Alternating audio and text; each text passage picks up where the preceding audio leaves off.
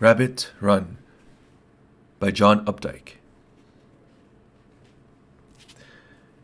Boys are playing basketball around the telephone pole, with a backboard bolted to it. Legs, shouts. The scrape and snap of keds on loose alley pebbles seem to catapult their voices high into the moist March air, blue above the wires. Rabbit Engstrom, coming up the alley in a business suit, stops and watches, though he's 26 and 6'3". So tall, he seems an unlikely rabbit, but the breadth of white face, the pallor of his blue irises, and a nervous flutter under his brief nose as he stabs a cigarette into his mouth partially explains the nickname, which is given to him when he too was a boy. He stands there thinking. The kids keep coming. They keep crowding you up.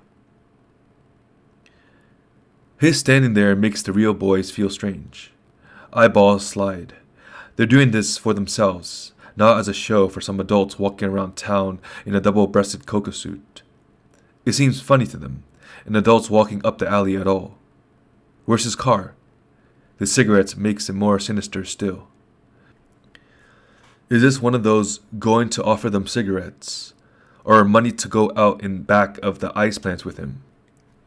They've heard of such things, but are not too frightened. There are 6 of them, and 1 of him. The ball, rocketing off the crotch of the rim, leaps over the heads of the 6 and lands at the feet of the 1. He catches it on the short bounce, with a quickness that startles them. As they stare hushed, he sights squinting through blue clouds of weed smoke, a suddenly dark silhouette like a smokestack against the afternoon spring sky, setting his feet with care, wiggling the ball with nervousness in front of his chest, one widespread white hand on top of the ball, and the other underneath, juggling it patiently to get some adjustments in the air itself. The cuticle moons on his fingernails are big. Then the ball seems to ride up the right laphole of his coat. It comes off his shoulder as his knees dip down, and it appears the ball will miss because though he shots from an angle, the ball is not going toward the backboard. It was not aimed there. It drops into the circle of the rim, whipping the net with a ladylike whisper. "Hey!" he shouts in pride. "Luck," one of the kids say. "Skill," he answers, and asks, "Hey, okay if I play?" There is no response, just puzzled silly looks swapped. Rabbit takes off his coat, folds it nicely, and rests it on a clean ashcan lid. Behind him, the dungarees begin to scuffle again. He goes into the scrimmaging thick of them for the ball, flips it from 2 weak, grubby-knuckled child's hands, has it in his own. That old stretched leather feeling makes his whole body go taut, gives his arms wings. It feels like he's reaching down through years to touch this tautness. His arms lift of their own, and the rubber ball floats toward the basket from the top of his head. It feels so right, he blinks when the ball drops short, and for a second wonders if it went through the hoop without riffling the net. He asks, "Hey, whose side am I on?" In a wordless shuffle, 2 boys are delegated to be his. They stand the other 4. Though from the start, Rabbit handicaps himself by staying 10 feet out from the net, it is still unfair. Nobody bothers to keep score. The surly silence bothers him. The kids call monosyllables to each other, but to him they don't dare a word. As the game goes on, he can feel them at his legs, getting hot and mad, trying to trip him, but their tongues are still held. He doesn't want disrespect. He wants to tell them there's nothing to getting old. It takes nothing. In 10 minutes, another boy goes to the other side, so it's just Rabbit Engstrom and 1 kid standing 5. This boy, still midget but already diffident with a kind of rangy ease, is the best of the 6. He wears a knitted cap with a green pom-pom well down over his ears and level with his eyebrows, giving his head a cretinous look. He's a natural. The way he moves sideways without taking any steps, gliding on a blessing, you can tell. The way he waits before he moves. With luck, he'll become in time a crack athlete in high school. Rabbit knows the way. You climb up through the little grades and then try to get to the top, and everybody cheers. With the sweat in your eyebrows, you can't see very well, and the noise swirls around you and lifts you up. And then you're out. Not forgotten at first, just out. And it feels so good and cool and free. You're out and sort of melt and keep lifting until you become like to these kids just one more piece of the sky of adults that hangs over them in the town. A piece that for some queer reason has clouded and visited them. They've not forgotten him. Worse, they never heard of him. Yet in his time, Rabbit was famous through the country. In basketball in his junior year, he set a B-League scoring record that in his senior year he broke with a record that was not broken until 4 years later. That is, 4 years ago. He sinks shots one-handed, two-handed, underhanded, flat-footed, and out of the pivot, jump and set. Flat and soft the ball lifts.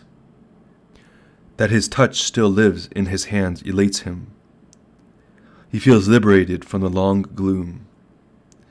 But his body is weighty and his breath grows short. It annoys him that he gets winded.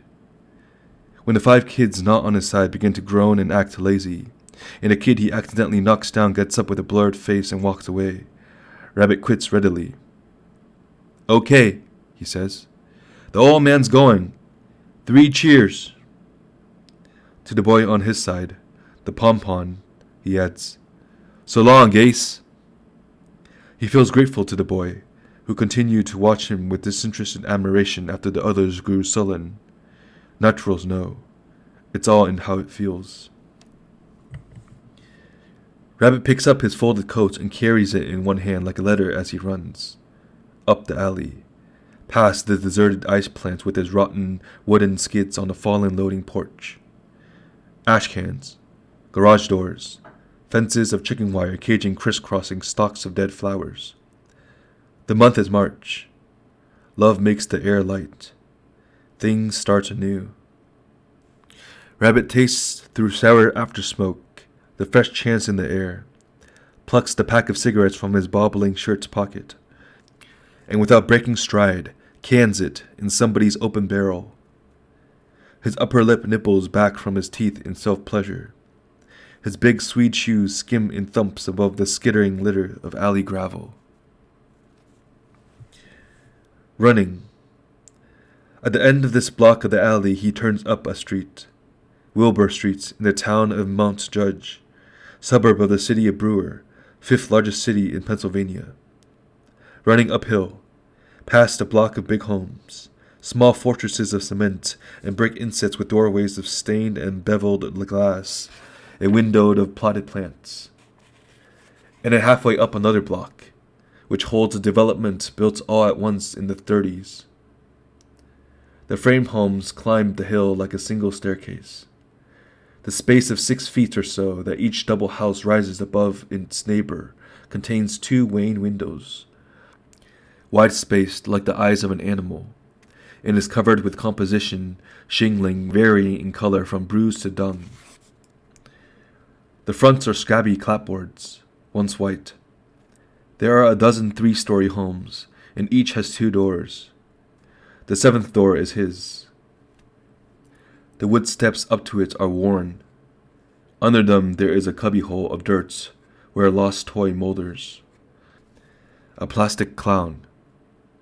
He's seen it all winter, but he always thought some kid would be coming back for it. Rabbit pauses in the sunless vestibule, panting. Overhead, a daytime bulb burns dustily. 3 tin mailboxes hang empty above a brown radiator. His downstairs neighbor's door across the hall is shut like a hurt face. There is a smell which is always the same, but that he can never identify. Sometimes it seems like cabbage cooking, sometimes the furnace's rusty breath, sometimes something soft decaying in the walls. He climbs the stairs to his home, the top floor. The door is locked. In fitting the little key into the lock, his hand trembles, pulsing with unusual exertion, and the metal scratches. But when he opens the door, he sees his wife sitting in an armchair with an old-fashioned watching television turned down low. "You're here," he says. "What's the door locked for?" She looks to one side of him with vague dark eyes reddened by the friction of watching. "It just locked itself." "Just locked itself," he repeats, but bends down to kiss her glossy forehead nevertheless. She is a small woman whose skin tends toward olive and looks tight, as if something swelling inside is straining against her littleness. Just yesterday, it seems to him, she stopped being pretty. With the addition of 2 short wrinkles at the corners, her mouth had become greedy, and her hair has thinned, so he keeps thinking of her skull under it. These tiny advantages into age have occurred imperceptibly, so it seems just possible that tomorrow they'll be gone, and she'll be his girl again. He makes a stab at kidding her into it. "What are you afraid of? Who do you think's gonna come in that door? Errol Flynn?" She doesn't answer. Carefully, he unfolds his coat and goes to the closet with it, and takes out a wire hanger. The closet is in the living room, and the door only opens halfway, since the television set is in front of it.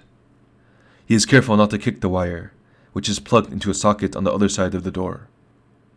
One time Janice, who is especially clumsy when pregnant or drunk, got the wire wrapped around her foot and nearly pulled the set.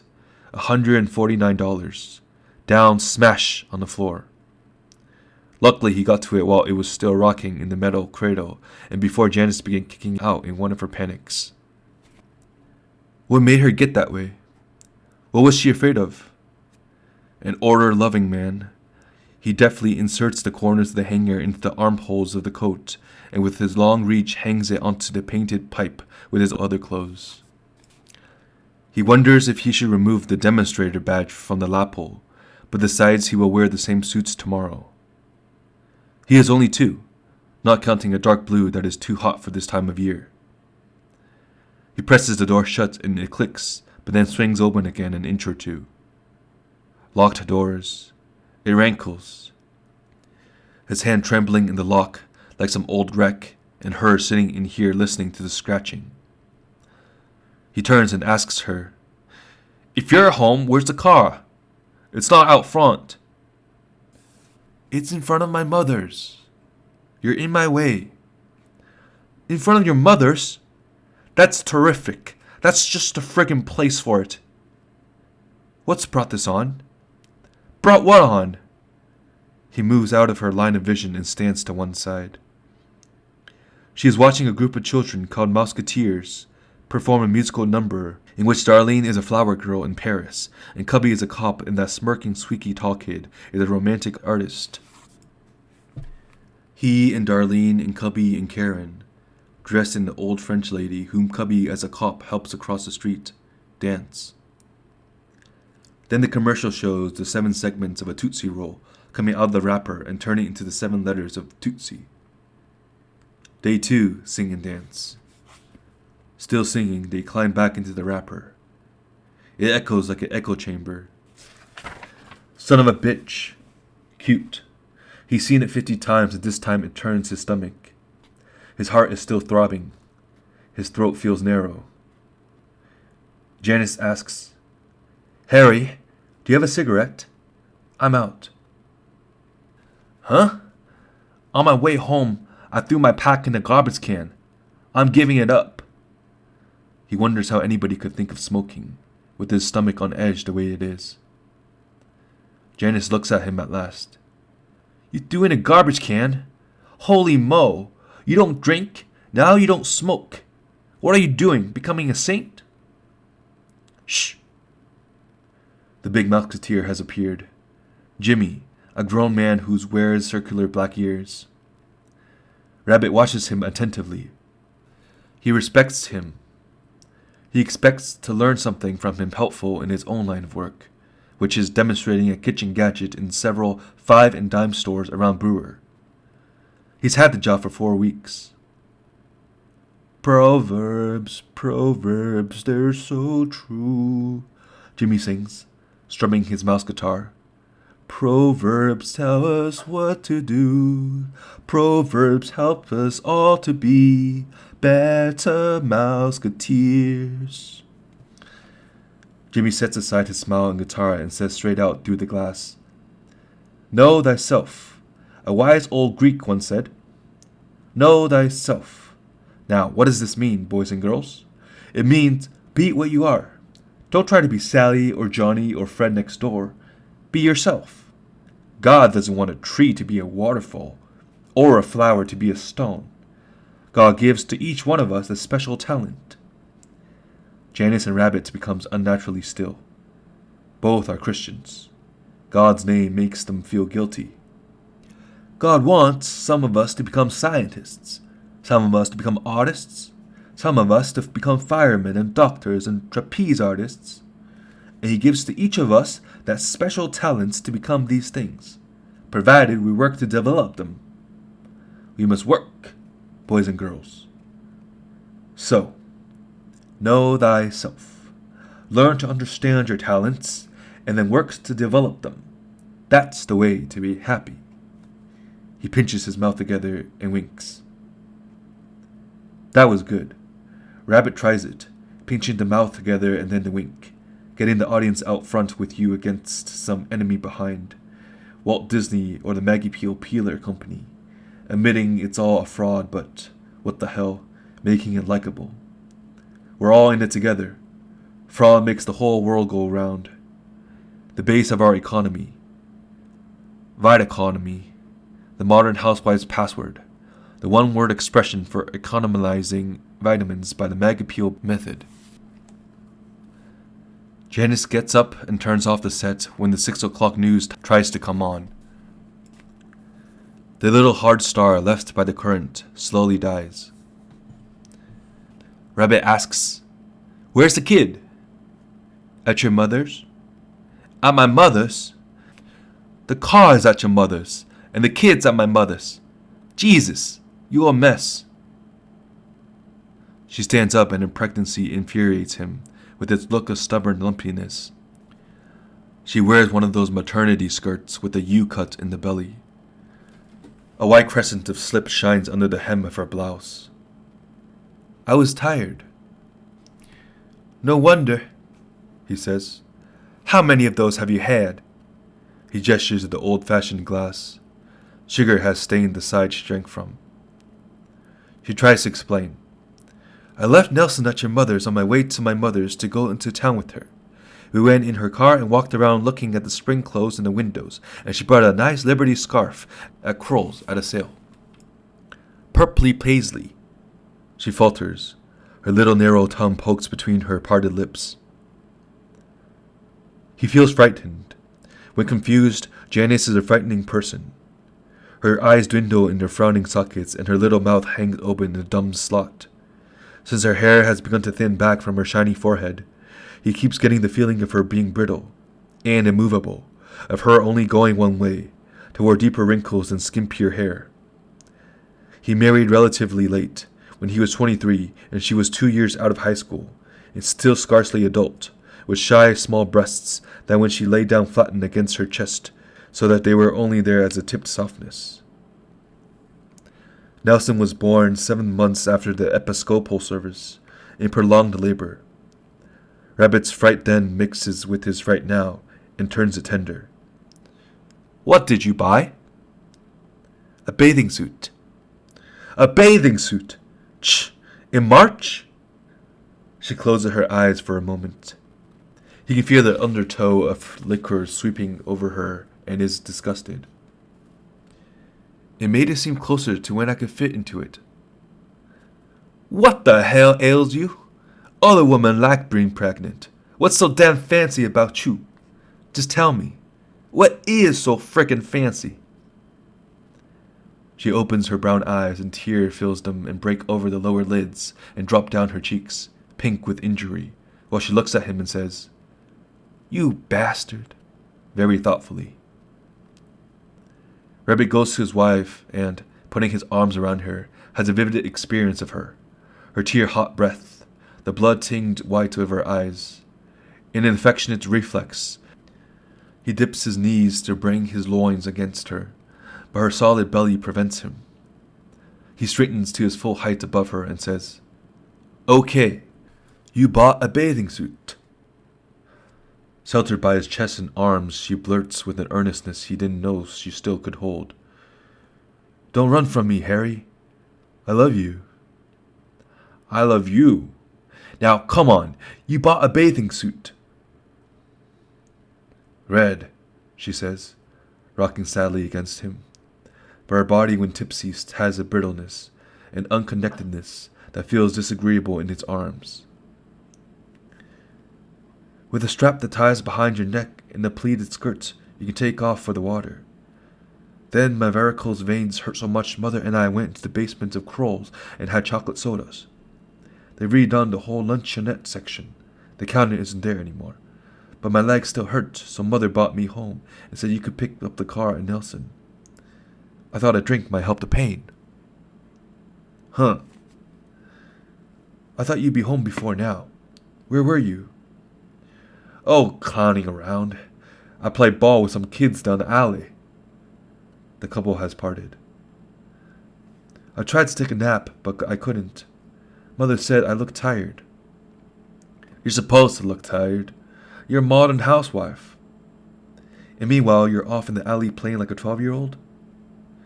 It grips him that she didn't see his crack about being a housewife, based on the image the Maggie Peel people try to have their salesmen sell to, as ironical and at bottom pitying and fond.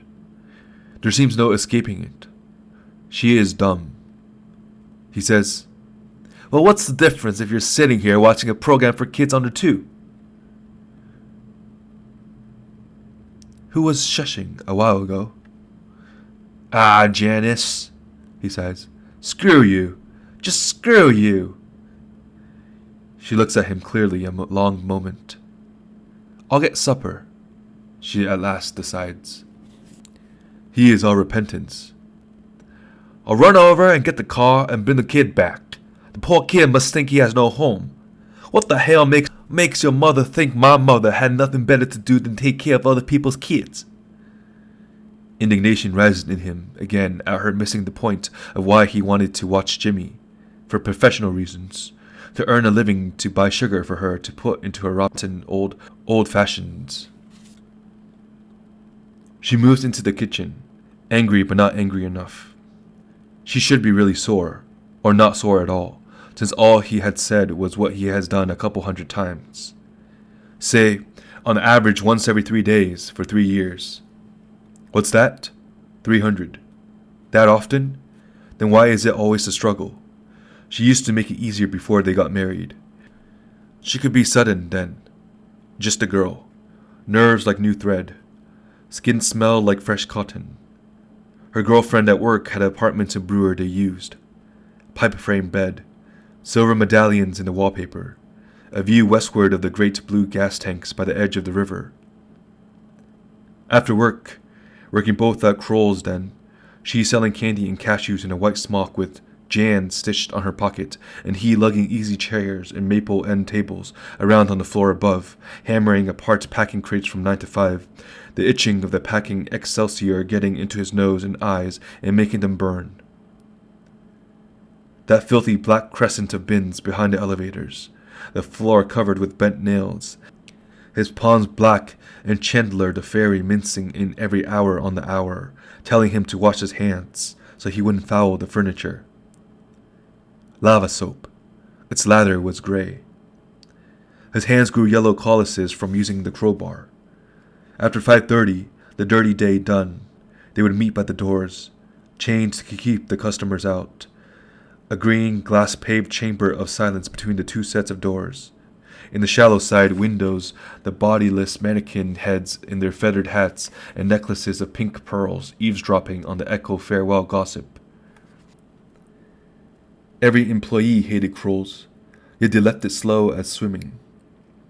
Janice and Rabbit would meet in this chamber, with the dim light and green floor like something underwater, and push at one of the unchained door, push up into the light, and walk, never admitting they were going there, toward the silver medallions, hand in hand, tired walking gently against the current of home-going traffic. and make love with the late daylight coming level in the window. She was shy about him seeing her. She made him keep his eyes shut. And then with a shiver comes as soon as he was in, her inside softly grainy, like a silk slipper.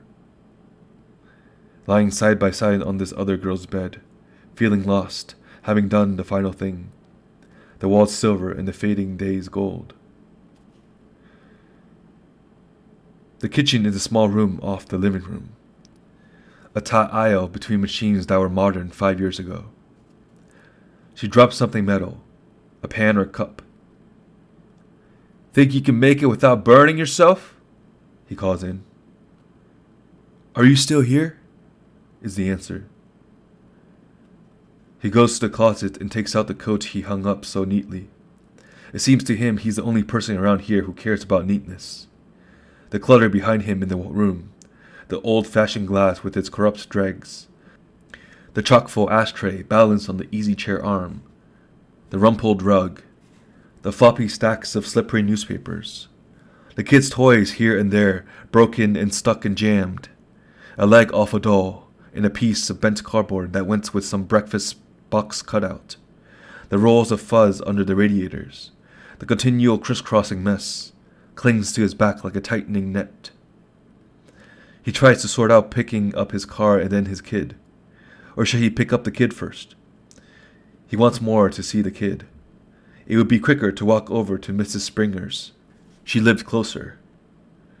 But suppose she was watching out the window for him to come so she could pop out and tell him how tired Janice looked. Who wouldn't be tired after trampling around trying to buy something with you, you miserable nickel hugger? You fat hag? You old gypsy? If he had the kid along, this might not happen. Rabbit likes the idea of walking up from his mother's place with his boy. 2.5. Nelson walks like a trooper, with choppy, stubborn steps. They'd walk along under the trees, and then, like magic, there would be Daddy's car at a curb. But it will take longer this way. What's with his own mother talking slyly and roundabout about how incompetent Janice is? He hated it when his mother went on like that. Maybe she did it just to kid him, but he couldn't take her lightly. She was somehow too powerful, at least with him. He had better go for the car first and pick up the kid with it. But he doesn't want to do it this way. He just doesn't. The problem knits in front of him, and he feels sickened by the intricacy.